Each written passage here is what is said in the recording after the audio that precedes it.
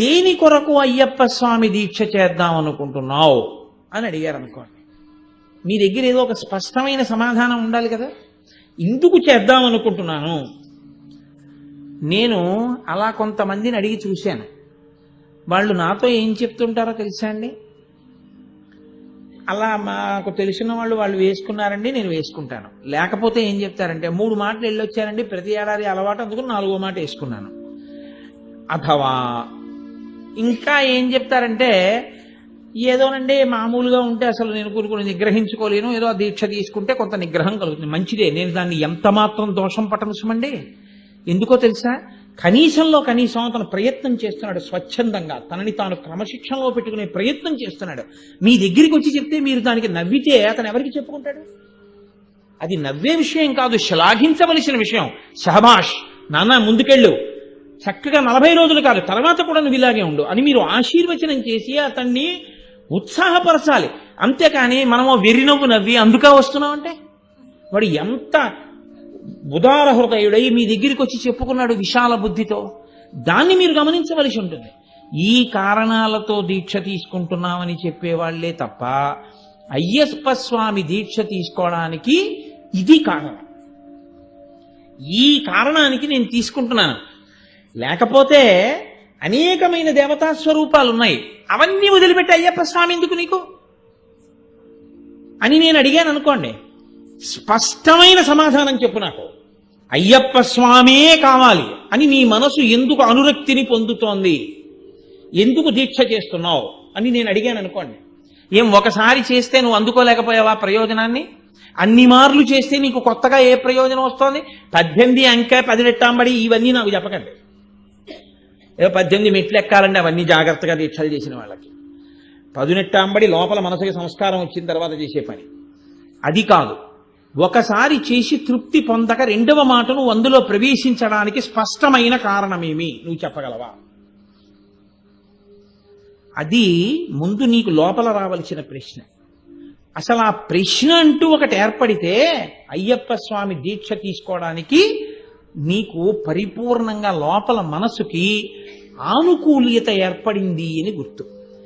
ఎందుకని ఆయన పూజింపదగిన వాడయ్యాడో తెలుసా అండి? స్కాందం చాలా ఆశ్చర్యకరమైన విషయాన్ని చెప్తుంది. శబరిమలై, మలై అంటే పర్వతం, పర్వతం అంటే పర్వతం అంతా అయ్యప్ప స్వామి గుడి కాదు, పర్వతం చాలా పెద్దది. శబరిమలై, శబరిగిరి మీద అయ్యప్ప స్వామి వారి యొక్క గుడి ఉండేటటువంటి ప్రత్యేకమైన ఆ ప్రదేశాన్ని ఆర్యకావు అని పిలుస్తారు.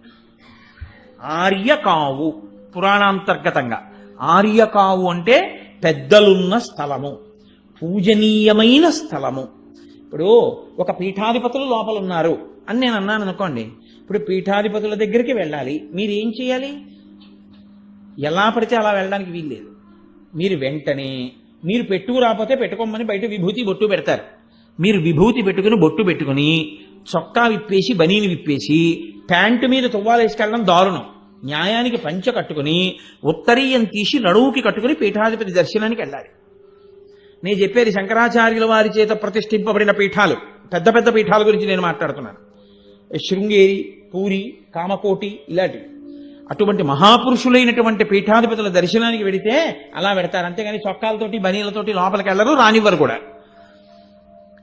పెద్దలున్నారు, దర్శనమునకు ఒక నియమ నిబంధనలు ఉంటాయి, అలాగే వెళ్ళవలసి ఉంటుంది, ఇంకొకలా వెళ్ళడం కుదరదు.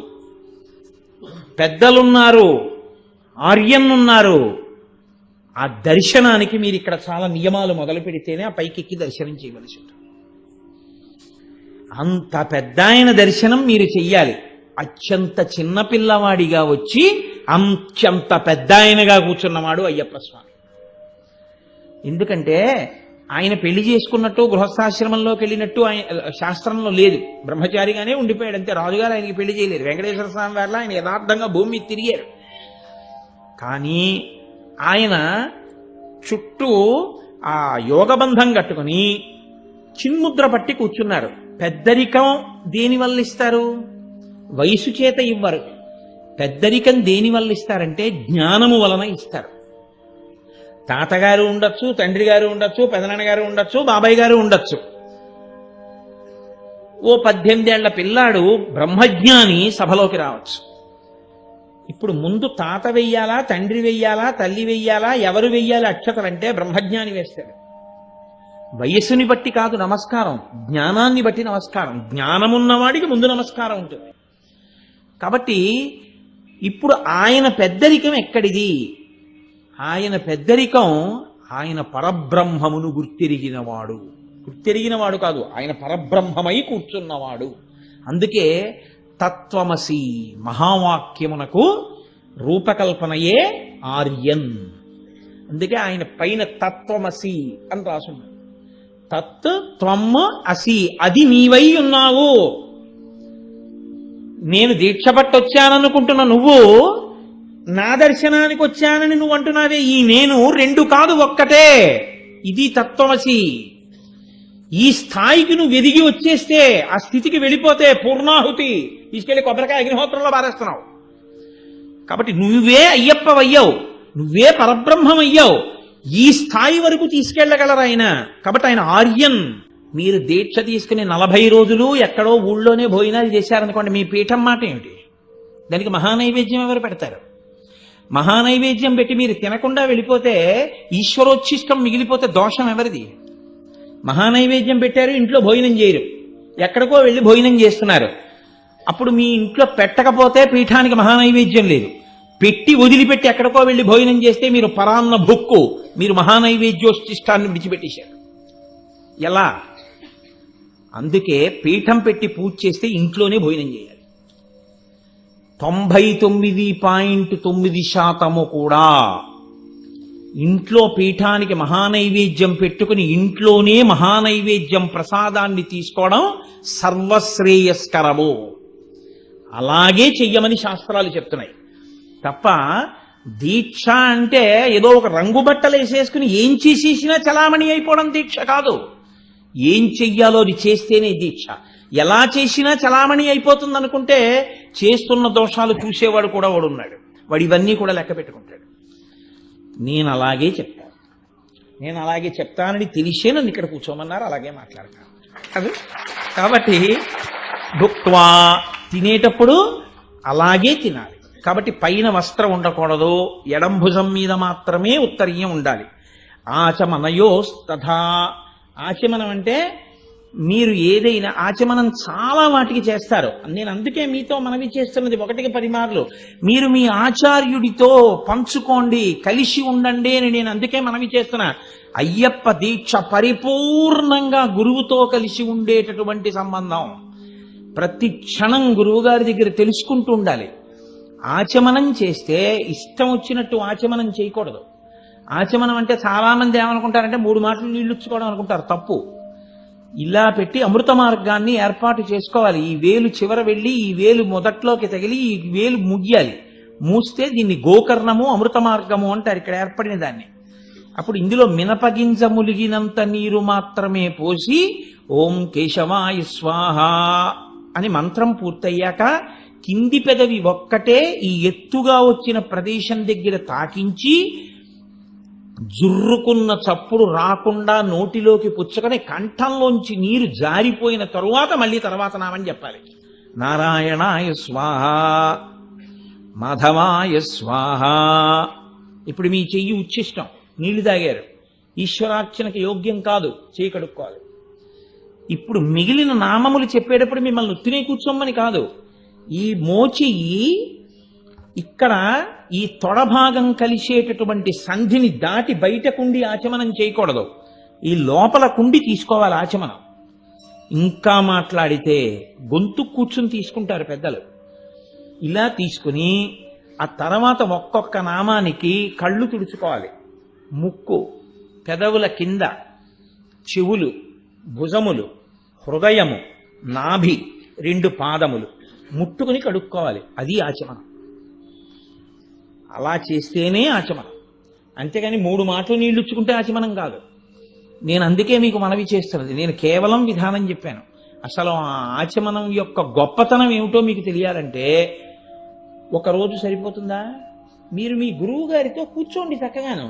కూర్చుంటే వారు నేర్పుతారు మీకు. దండపాణి గురుస్వామి పొంగిపోయి నేర్పారు ఎంతో మందికి. అసలు ఆచమనం ఇలా చెయ్యాలి నాయనా అని నేర్పుతారు గురువుగారు. నేను హైదరాబాద్ వెడితే ఒకసారి నా దగ్గరికి ఒక పిల్లాడు వచ్చాడు. నేను చాలా సంతోషించాను. నాకు ఆచమనం నేర్పండి అని అడిగాడు వాడు, బ్రహ్మచారి. కాబట్టి ఆచమనం చెయ్యాలి అంటే పైన చొక్కా కాని బనీను కాని ఏమీ ఉండకూడదు.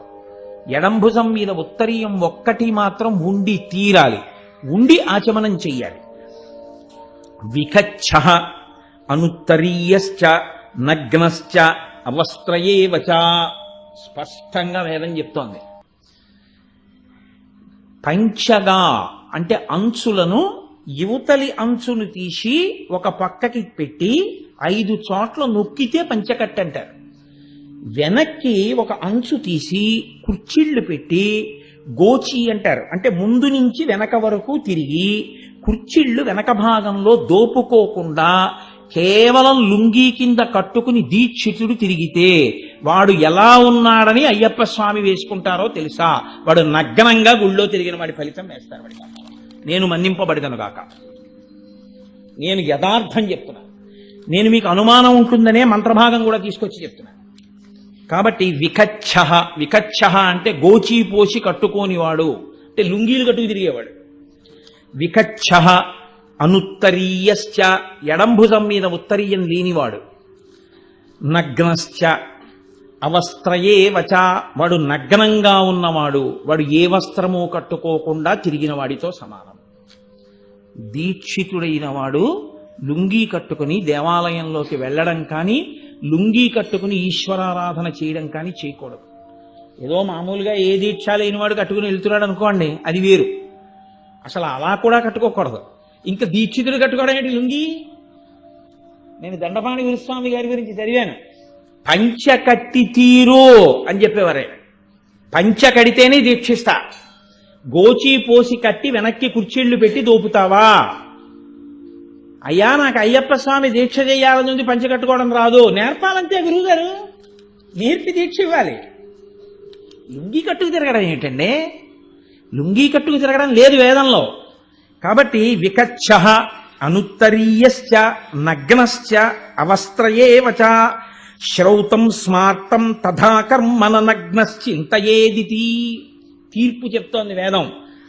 శ్రౌతం అంటే వేదమంత్రములతో కూడినటువంటి ఏ పనికైనా, అంటే ఆచమనం చెయ్యడంతో ప్రారంభం చేసి స్మార్తం, స్మార్తం అంటే స్మృతులు చెప్పిన వాటికి స్మార్తం అంటారు. శ్రౌతం అంటే శృతి చెప్పింది. శృతి చెప్పినవి కాని స్మృతి చెప్పినవి కాని తథా కర్మన నగ్నశ్చింతయేదితి. బట్టలు కట్టుకోకుండా గుడలిప్పు కూర్చున్న వాడితో ఆచమనం ఏమిటి, పూజలు చేయించడం ఏమిటి? మహాదోషం. కాబట్టి అసలు వాడిని పూజలోకి తీసుకోకూడదు, వాడిని కూర్చోపెట్టకూడదు. నగ్నో మలినవస్త్ర స్యాత్ దుర్వాసన వచ్చేటట్టుగా, బట్ట వాసన వచ్చేటట్టుగా ఉన్నటువంటి బట్ట కట్టుకుని ఈశ్వరుడి యొక్క ఆరాధన చెయ్యకూడదు. నగ్నశ్చార్ధపట తడిబట్ట కట్టుకుని గుళ్ళోకి వెళ్ళినా, తడిబట్ట కట్టుకుని పూజలోకి కూర్చున్నా వాడు బట్టలు ఇప్పుకుని పూజకు కూర్చున్నట్టు లెక్కలో వేస్తారు. ఆర్ధ్రపట స్మృత నగ్నస్తు దగ్ధవస్త్ర స్యాత్. పొరపాట్న ఒక అగరవత్తు ఇలా తిప్పుతుంటే దాని నిరుసు ఒకటి వస్త్రం మీద పడి కన్నం పడింది, వెంటనే వదిలిపెట్టేయాలి. దాన్ని అసలు ఇంట్లో ఉంచుకోకూడదు, దాన్ని తీసేయాలి. ఎందుకో తెలుసా అండి?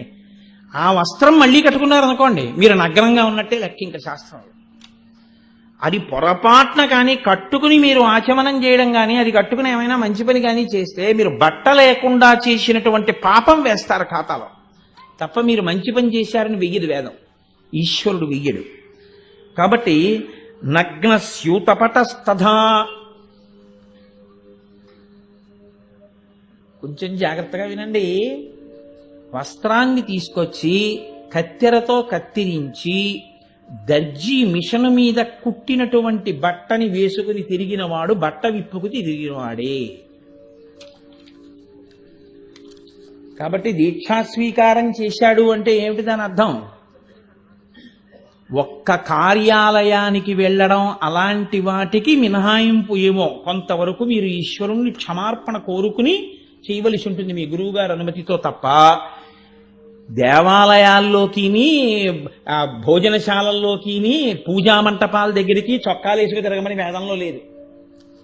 చొక్కా వేసుకుని లోపలికి వెడితే, చొక్కా వేసుకుని ఈశ్వర కార్యం చేస్తే, ప్రత్యేకించి దీక్షితుడు వాడు నగ్నంగా చేయడానికి సిద్ధపడిన వాడని లెక్క. నేను దండపాణి గురుస్వామి గారి గురించి చదివాను. ఎన్నడూ కుట్టిన బట్ట వేసుకుంటానంటే ఆయన దీక్ష ఇచ్చేవారు కాదు. కుట్టిన బట్ట వేసుకోకుండా ఉంటావా 41 రోజులు? ఉంటానండి, వాళ్ళకే ఇచ్చేవారు ఆయన దీక్ష. కాబట్టి దీక్షితులు కుట్టిన బట్టలు వేసుకోకూడదు, ఏ కార్యాలయం వరకు అంతే. ఈశ్వర కార్యం దగ్గరికి వెడుతున్నారు, ఆచమనం, భోజనం, పూజ, ఈశ్వర సంబంధమైన పూజలో వస్తువులు ముట్టుకోవడం, ఏం చేసినా ఇవి తీసేసి ఉత్తరీయం కింద వేసేసుకోవాలి, ఎడంభుజం మీదకి తిప్పేసేయాలి, తిప్పి వేసుకోవాలి. కాబట్టి సదశం దీక్షితుడు కాదు, ఎవ్వరైనా సరే వస్త్రం కట్టుకుంటే అంచు లేని బట్ట కట్టరాదు. ప్యాంట్ వేసుకున్న వాడికి అంచు ఎక్కడి నుంచి వస్తుంది? అంచు ప్రశ్న ఎక్కడుంది? ఉత్తర క్షణం దీక్షాభంగమేది. అది దీక్షలో ఉన్నట్టు లెక్క కాదు, వాడు దీక్షని విసర్జించిన వాడితో సమానం, లేదా ఘోరమైనటువంటి దోషం. నీకు ఇవన్నీ చేసే ఓపిక లేదు, నిన్నెవరు చేయమన్నారు? నీకు చేద్దామనుంది, చేస్తానంటేనే చెయ్యలేను, చెయ్యవద్దు. నీకు చొక్కా విప్పి బనీని విప్పి నువ్వు పల్లకి పట్టావు ఈశ్వరుడిది, స్వామివారు జ్వాలాతోరణం కింద నుంచి తిరిగితే మానేసి కింద నుంచి మామూలుగా తిరుగు. నీకు ఈశ్వరుడి కన్నా ఈ దిక్కుమాలిన శరీరం ఏం కాదు. ఒకనాడు తీసుకెళ్లి అగ్నిహోత్రం మీద పెడితే ఈ పైదంతా కాలిపోతుంది. కాళ్ళు తీసుకెళ్లి కాల్చేసేటప్పుడు శవాన్ని కిందకి పెడతారు. ఎందుకనంటే ముందు తల పగిలిపోవాలి, బ్రహ్మస్థానం పగిలిపోతే తప్ప వచ్చిన వాళ్ళు వెళ్ళరు స్నానం చేసి.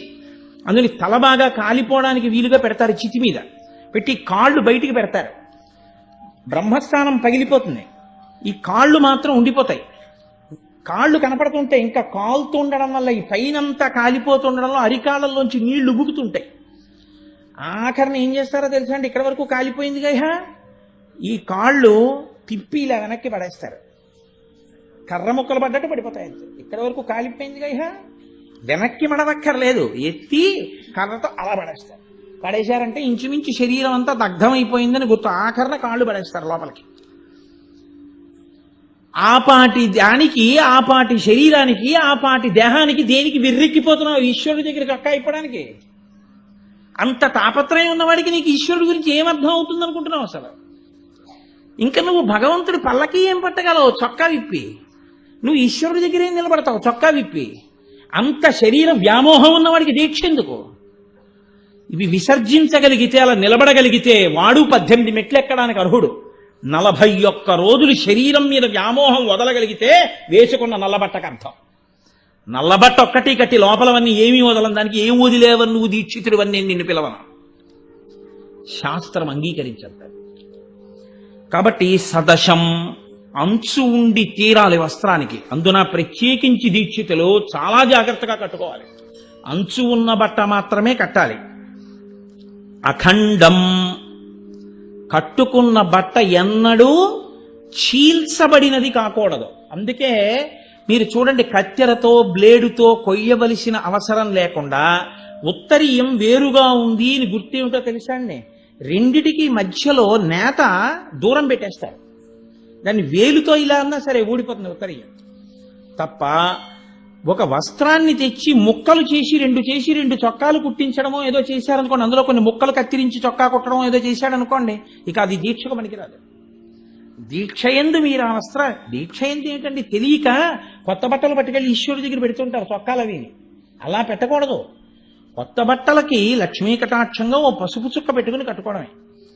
మీరు ఈశ్వరుడి దగ్గర పెట్టాలి అంటే ఒక్క పంచ ఉత్తరీయం మాత్రమే పెట్టాలి, తప్ప ఇతరములను పెట్టుకోకూడదు. కాబట్టి పంచ కట్టుకోవడం అంటే గోచీపోసి కుర్చీళ్లు పెట్టి పంచ కట్టుకోవడం, లుంగీలు కట్టుకుని దీక్షలు తిరగడం పంచ కట్టుకోవడం కాదు. కాబట్టి శ్రద్ధగా ఉండాలనుకుంటే ఉత్తర క్షణం పంచ కట్టుకోవడం నేర్చుకోండి. కాబట్టి సదశం అఖండం చీల్చబడనటువంటి బట్టను మాత్రమే కట్టుకోవాలి తప్ప ఎలా పడితే అలా బట్ట కట్టుకుని దీక్షితుడు అసలు తిరగరాదు. సరే, ఇంకా నేను ఇంతకన్నా చెప్పాను అనుకోండి, ఇతర విషయాలు ఏమైనా స్పృశిస్తే మీరందరూ కొంచెం బాధపడే అవకాశం ఉంటుంది. కాబట్టి నేను స్పృశించను. ఇంకా నేను మీతో మనవి చేసే విషయాన్ని ఒక్కటి బాగా జ్ఞాపకం పెట్టుకోండి. నాకు వ్యగ్రత లేదు, నాకేమీ కోపం లేదు, నేను ఎవరి యందు దోషం పట్టాలనేటటువంటి ప్రయత్నం ఉన్నవాడని అసలు కాను. నా ప్రయత్నం వల్ల ఒక్కటే. ఏమిటి నా ప్రయత్నం అంటే, ఈ 2 రోజులు నేను కూర్చున్నటువంటి ప్రసంగాలు దండపాణి గురుస్వామి వారి స్మారక ఉపన్యాసాలు. ఆ మహానుభావుడు దేనికోసం తాపత్రయపడ్డారో ఆ కోణంలో నేను మాట్లాడలేకపోతే నాకేదో పనుందని నేను మానేయడం మంచిది. నేను మాట్లాడాలనుకుంటే ఆయన హృదయానికి తగినట్టే నేను ఉన్నది ఉన్నట్టు మాట్లాడితేనే నేను ఇక్కడ కూర్చోవడానికి ఒప్పుకోవాలి కదండి. అందుకని వినా నాకు మార్గం లేదు, ఉన్నది ఉన్నట్టు చెప్పడమే నాకు మార్గం. అందుకే నేను మీతో మనవి చేస్తున్నాను, అయ్యప్ప స్వామి దీక్ష తీసుకుంటే 40 రోజుల్లో అయిపోతుందనుకోవడం కన్నా మూర్ఖత్వం ఇంకొకటి లేదు. నేను ఆయన పాదాల దగ్గర కూర్చుని చెప్తున్నాను. ఇప్పుడు నేను చెప్పినవి 40 రోజుల తర్వాత పనికి రావని మీరు ఎలా అనుకుంటున్నారు? ఆచమనం 40 రోజుల తర్వాత మీకు అక్కర్లేదా? 40 రోజుల తర్వాత కూడా ఆచమనం చేస్తారుగా. చెయ్యాలంటే ఎడంబుధం మీద ఉత్తరీయం ఉండాలిగా, పైన వస్త్రం లేకుండా ఉండాలిగా, గోచీ పోసుకుని పంచె కట్టుకునే దేవాలయాల్లో తిరగవలసి ఉంటుందిగా, చొక్కాలు వేసుకుని ఈశ్వరుడి దగ్గరికి వెళ్ళి పూజలు చేయకూడదుగా, మీ ఇంట్లో మీరు భోజనం చేసినా చొక్కా బనీను విప్పి కదా భోజనం చేయాలి. ఇవి మీకు ఎప్పుడు పనికిరావని మీరు అనుకుంటున్నారు? ఇవి తెలుసుకోవడానికి అట్టే మాట్లాడితే అయ్యప్ప స్వామి దీక్ష అక్కర్లేదు. జిజ్ఞాసు అయి ఉన్నాడు అనుకోండి, తెలుసుకోవాలని కుతూహలం ఉందనుకోండి, బాగా ఆచార్యుణ్ణి పట్టుకున్నాడు అనుకోండి, నేనంటాను ఆయన ఊపిరున్నంత కాలం ఆయన దీక్షలోనే ఉన్నాడు. ఆయనకి కొత్త దీక్ష ఏంటి? ఆయన దీక్ష లేకుండా చేసే పనే లేదు. ఇవాళ మన ప్రారంధ కర్మ ఎలా వచ్చిందంటే, దేవాలయాల్లో తీర్థాలు కూడా నిలబెట్టిస్తారు, మనం కూడా నిలబడి కూర్చుకుంటాం. అసలు తాగడం తినడమే నిలబడి చేయకూడదంటే ఇంకా దేవాలయంలో తీర్థం నిలబడి తాగడం ఎంత దారుణం మీరు చూడండి. కూర్చుని అథవా కనీసంలో కనీసం వంగైనా తీర్థం పుచ్చుకోవాలి, లేకుండా నిట్ట నిలువుగా నిలబడి తీర్థం పుచ్చుకోవడం ఏమిటి? దీక్షితులు అలా తీర్థాలు పుచ్చుకుని దేవాలయ ప్రాంగణాల్లో తిరగడం ఏమిటి? ఒక దీక్షితుడు తిరుగుతున్నాడు అంటే దేవాలయంలో ఆ దీక్షితుని యొక్క నడవడి చూసి మీ కాళ్ళ మీద పడాలి. అబ్బా, ఎంత నియంత్రణ సాధించాడు, ఎంత గొప్పగా ప్రవర్తిస్తున్నాడు, ఎక్కడి నుంచి వస్తుంది? అమాంతం ఇవాళ మీరు బట్ట మార్చుకున్నారని మీకు లోపల వచ్చేవి ఇవన్నీ. ఇప్పుడు నేను ఈ రంగు బట్ట విప్పి ఇంకొక రంగు బట్ట కట్టలేను అనుకోండి, ఈ శరీరానికి ఎలా వస్తుంది? నాకేమైనా వచ్చేస్తాయా కొత్తగా? రావు. దేనివల్ల వస్తాయి? తెలిసి ఆచరించేటటువంటి ఇంకొక మహానుభావుడితో నాకు సంబంధం ఏర్పడితే, ఆయన దగ్గర కూర్చోడానికి నాకు అనుమతి లభిస్తే, ఆయన నాకు చెప్తే, నేను ఆయన వెంట పడి తిరుగుతూ ఉంటే, ఆయన ఎలా తిరుగుతారో ఎలా ఉంటారో ఆయన ఆవేదన ఏమిటో నేను అర్థం చేసుకుంటే నాలో మార్పు వస్తుంది. 40 రోజులు గురువు గారితో కలిసి ఉండేటటువంటి అవకాశానికి అయ్యప్ప దీక్ష. గురువుని వదిలేసి మిగిలినవన్నీ స్వతంత్రంగా చేసుకోవడానికి ఆ దీక్షలో కొత్తగా మీకేం వస్తుంది అనుకుంటున్నారు? 40 రోజుల తర్వాత మీరు మాల వేసుకున్న మొదటి రోజున మీకేమొచ్చు అనుకుంటున్నారో, మీరు ఇరుముడి కొట్టుకున్న రోజున కూడా మీకు అదే వచ్చి ఉంటుంది అంతే. కాదని మీరేమైనా అనగలరా?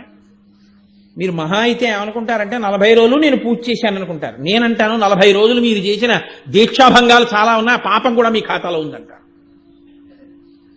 కాబట్టి కేవలం దీక్ష చేసేసాను కాదు, గురువు గారితో కలిసి ఉండి గురువు గారి దగ్గర నేను ఎన్ని నేర్చుకున్నాను, ఎన్నిటిని నేను మార్చుకున్నాను, ఎన్ని మెట్లు ఎక్కగలుగుతున్నాను, దీని మీద ఎక్కువ ఆ సాధన పెట్టుకోవాలి. అందుకే అయ్యప్ప స్వామి దీక్షకి సంబంధించినంత వరకు గురువు గారితో ఒక 3 పర్యాయములు వెళ్ళి వచ్చాడు అంటే ఆయనకి చాలా విషయాలు తెలిసి ఉంటాయి. కాబట్టి 3 మాటలు వెళ్ళొచ్చిన వాళ్ళులా ఉంది. మళ్ళీ ఆ ఇరుముడి ఎత్తడానికి అర్హతను పొంది ఉంటారు కదండి. 4 మాటలు వెళ్ళొస్తే చతుర్విధ పురుషార్థ సమన్వయము కనుక ఆయన ఇరుముడి కట్టడానికి ఎత్తడానికి గురు పదవి యందు నిలబడడానికి ఆయన అర్హతని కృప చేస్తారు. కేవలం అంకెని మీరు అనుకోకండి. 4 మాటలేదో వెళ్ళి 4 మాటలేదో వచ్చేస్తే మాల వేసుకున్నప్పుడు ఎలా ఉన్నాడో ఇరుముడి కట్టుకున్నప్పుడు అలాగే ఉన్నవాడికి గురు పదవి వస్తుందని మీరు ఎలా అనుకున్నారు? మీరు ఇంకోళ్ళకి ఎలా చెప్తారు? అది వెలగని దీపం అది ఇంకో దీపాన్ని ఏం వెలిగిస్తుంది? యువతల ప్రమిదలో దీపం వెలుగుతోంది, ఇంకో ప్రమిదలో ఉన్న దీపాన్ని వెలిగిస్తుంది. అసలు ఆ ప్రమిదలో ఉన్న దీపానికే వెలుగు లేదు, ఆ ప్రమిద ఇంకో ప్రమిదని ఏం వెలిగిస్తుంది? అది వెలిగించలేదు. వెలిగించగలగాలంటే గురువుగారితో కలిసి తిరిగి ఉండాలి. 7 కొడుకులు తన కడుపున పుట్టిన 6 గురు పదవి ఇవ్వలేదు దండపాణి గురుస్వామి. బహుశः ఆ స్థాయిలో నిలబడగలిగిన ప్రజ్ఞ ఉంది అనుకున్న ఒక్కరికి ఆయన ఇచ్చారు. అంటే ఆయన ఎంత స్వార్థం లేకుండా సమాజ ప్రయోజనమునందు ఎంత కఠోర చిత్తంతో ఉన్నారో మీరు చూడండి. కాబట్టి నేను మీకు మనవి చేసేది ఒకటే, నేను ఏ వ్యగ్రత నాకు లేదు. నేను మీకు మనవి చేసేది, దీక్ష అంటే మీ సొంతంగా ఒకసారి మాల వేసుకుని మీరు చేసేసుకునేది అన్న భావాన్ని ఉత్తర క్షణం మీరు విడిచిపెట్టండి. విడిచిపెట్టి మీ గురువు గారి పాదాలు మీరు పట్టుకోండి. పట్టుకుని విసిగించకండి గురువుగారు. అస్తమానం గురువుగారు నేను వచ్చేస్తాను చెప్పు, నేను వస్తాను చెప్పు అంటే ఎంతమందికి గురువు చెప్తారు? దీక్షితుల యొక్క ఉత్సాహం ఎలా ఉండాలంటే, గురువుగారు మేమందరం కూర్చుంటాం, మీరు మాకు ఆచమనం ఎలా చెయ్యాలో చెప్పండి. ప్రతిరోజు సాయంకాలం కూర్చోమంటారా, పొద్దున్న కూర్చోమంటారా, ఎప్పుడు కూర్చోమంటారు? ఓ 30 నిమిషాలు కూర్చుందాం. ప్రతిరోజు స్నానం ఎలా చేయాలో చెప్పండి, ఆచమనం ఎలా చేయాలో చెప్పండి, ఎలా లేవాలో చెప్పండి, ఎలా పడుకోవాలో చెప్పండి, మాకు ఇవి నేర్పండి. మీకు ఎందుకు నేర్పరు మీ గురువులని మీరు అనుకుంటున్నారు? నిజంగా మీ గురువులకు అలా నేర్పే ఉద్దేశ్యం మీకు లేకపోతే ఇవాళ అంత తాపత్రయపడి నాలాంటి ఒక పట్టాన దొరికి వస్తానని ఒప్పుకోనటువంటి వ్యక్తిని వెంబడించి పట్టుకుని తీసుకొచ్చి కూర్చోబెట్టి చెప్పించాలని ఎందుకు తాపత్రయపడతారు? అంటే వాళ్ళకి ఉపకారం చెయ్యాలని చాలా తాపత్రయం ఉంది. అందుకోలేకపోతే అది మీ దోషమని నేను చెప్పవలసి. మీరు ఎంతమంది మాల వేసుకున్నారో వాళ్ళందరూ కలిసి అడగాలి, గురువుగారు మాకు మీరు కృప చెయ్యండి. మీరు ఇది అది అని కూడా అడగండి, వాళ్ళకి తెలిసి ఏం చెప్పాలో చక్కగా కూర్చోపెట్టి చెప్తారు. గురువుగారు చెప్పడానికి గురువుగారు పెద్ద శ్లోకాలు పద్యాలు దండకాలు వచ్చేసిన వాడేం అవక్కర్లేదు. ఆయనకి తెలుసు, విషయాలు నియమాలు అన్నీ తెలుసు. మీరు వినడానికి కూర్చోండి, ఆయన మీకు చక్కగా ఒక్కొక్క నియమం ప్రతిరోజు ఒక్క 30 నిమిషాలు అయ్యప్ప స్వామి దేవాలయ ప్రాంగణంలో లోపలికొచ్చి కూర్చుని ప్రతిరోజు ఇన్ని గంటలకి దర్శనం చేసుకుని కూర్చుని వినడం నేర్చుకుంటాం అని నేర్చుకున్నారనుకోండి, 40 రోజులలో మీకు గురువు గారితో కలిసి తిరగడంలో మీకు ఎన్ని కొత్త విషయాలు వస్తాయో, గురువు గారిని సేవించే భాగ్యం ఉంటుంది. గురువుగారు అలా వెడుతుంటే ఆయన సంచి పట్టుకోవచ్చు, గురువుగారు కారెక్కుతుంటే ఓ డోర్ తీసి పట్టుకోవచ్చు. గురువుగారి శరీరం ఖేదపడకుండా చేసేదే గురు శుశ్రూష. చక్కగా గురువుగారి శుశ్రూష చేసుకోవచ్చు.